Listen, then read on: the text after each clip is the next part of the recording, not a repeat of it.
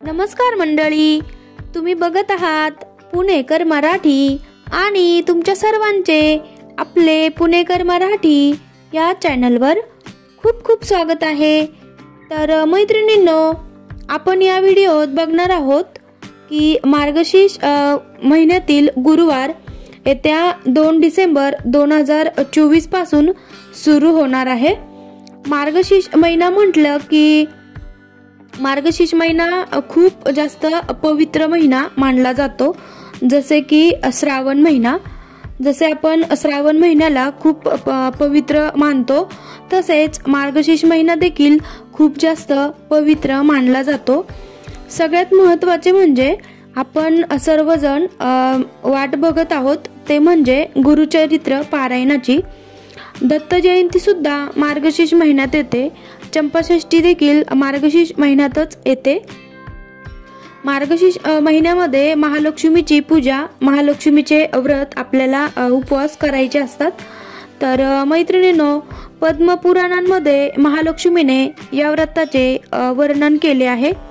तर जो कोणी हे महालक्ष्मीचे गुरुवार व्रत करेल तर त्याला कधीही धन धान्य समृद्धीची कमी राहणार नाही आणि त्याच्या घरात नेहमी अखंड लक्ष्मी वास करेल, असे माता लक्ष्मीने सांगितलेले आहे।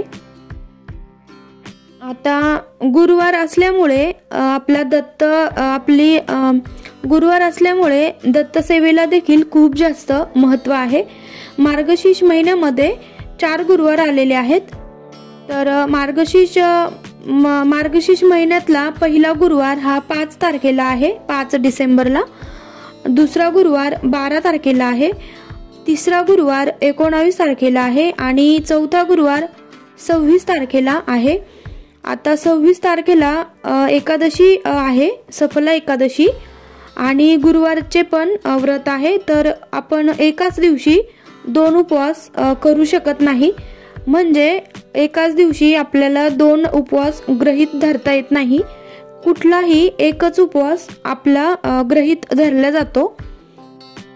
आता मैत्रिणींनो, जर तुम्ही मार्गशीर्ष महिन्यातील गुरुवार करत नसाल, म्हणजे तुम्ही या अगोदर जर कधी गुरुवार केले नसतील महालक्ष्मीचे मार्गशीर्ष महिन्यातले, तर तुम्ही यावर्षी नक्की करून बघा, तुम्हाला नक्कीच चांगले अनुभव येतील।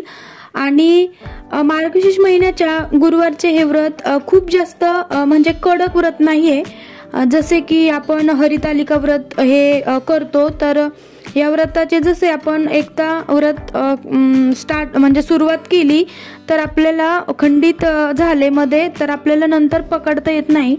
पण या मार्गशीर्ष महिन्यातील हे जे गुरुवार आहे, तर या व्रताचे असे नसते। यामध्ये आपण जर कंटिन्यू 5 वर्ष जर उपवास केले असेल, तर आपण मध्ये 1 वर्ष गॅप घेतला तरी देखील चालते। तर त्यामुळे हे व्रत तुम्ही नक्की करा आणि खूप चांगले अनुभव देखील तुम्हाला येतील। जर पहिल्याच गुरुवारी मासिक पिरियड्स असतील तर आपण दुसऱ्या गुरुवारपासून व्रताला सुरुवात करावी। तर आता आपण बघूयात की गुरुवारच्या व्रताची पूजा कशी मांडावी। आता या व्रताची पूजा मांडणी कशी करायची हे सर्व मैत्रिणींना माहीत असेलच, तरी पण आपण थोडक्यात माहिती बघूयात। तर आपल्याला एका पाटावरती लाल किंवा एका चौरंग किंवा पाटावरती लाल किंवा पिवळे वस्त्र अंथरून घ्यायचे आहे आणि त्यावरती पूजा मांडायची आहे। जसे आपण रेग्युलर आपल्या व्रत वैकल्य असेल त्यावेळी आपण पूजा मांडतो तसेच। त्यानंतर आपल्याला मंगल कलशाची स्थापना करायची आहे। तर मंगल कलशामध्ये आपल्याला हळद, कुंकू, सुपारी, 1 रुपयाचे नाणे आणि फुले टाकायचे आहेत, 1 फूल टाकायचे। त्यानंतर तांब्यावरती आपल्याला स्वास्तिक काढायचे आहे। आणि मैत्रिणींनो, ज्यावेळी आपण स्वास्तिक काढतो तर त्यानंतर आपण ज्या साईडच्या मर्यादा रेषा असतात त्या ओढतो, तर त्या ओढायला विसरू नका। आणि ज्यावेळी आपण स्वास्तिकच्या साईडने 2 रेषा ओढतो तर त्या नेहमी खालून वरती ओढायच्या असतात, वरतून खाली ओढू नये। आणि जर तुम्ही आता मंगल कलशाची स्थापना करायची, तर मंगल कलश जर आपण कुलदेवीचा मंगल कलश घरात आपण स्थापन केलेला असतो. जर तुम्ही कुलदेवीचा मंगल कलश घरात स्थापन केला असेल तर तो मंगल कलश आपल्याला इथे ठेवायला चालणार नाही. तर मार्गशीर्ष महिन्यातील जे गुरुवार आहे तर त्या व्रतासाठी आपल्याला दुसरा कलश ठेवायचा आहे. आणि सर्वात महत्त्वाचं म्हणजे आपल्याला गणपती बाप्पांची स्थापना करायची आहे.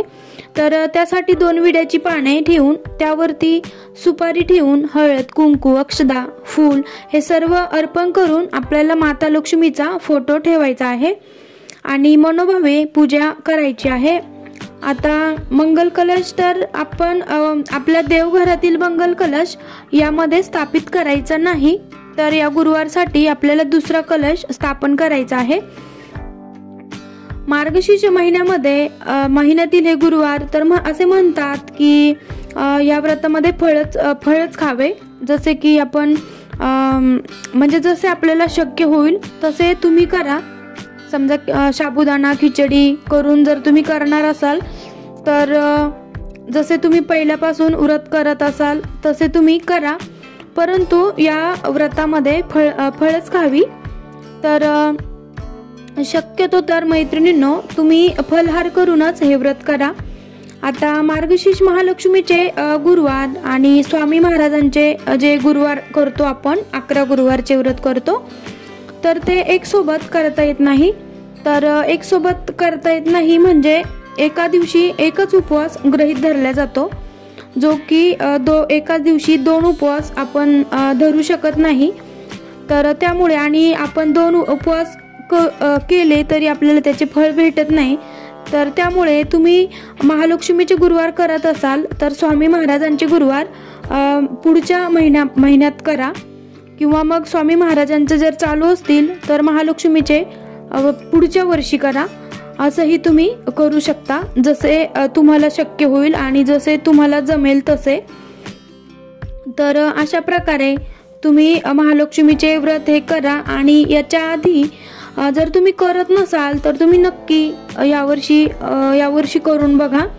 आता जर पिरियड्स असतील तर अशा वेळी आपण घरातील इतर व्यक्तींकडनं पूजा मांडणी करून घ्यावी. म्हणजे समजा पहिला गुरुवार झाला आणि दुसऱ्या गुरुवारी जर पिरियड्स असतील तर अशा वेळी आपण आपल्या घरातील इतर व्यक्तींकडनं पूजा करून घ्यावी, म्हणजे मध्ये खंड पडू देऊ नका.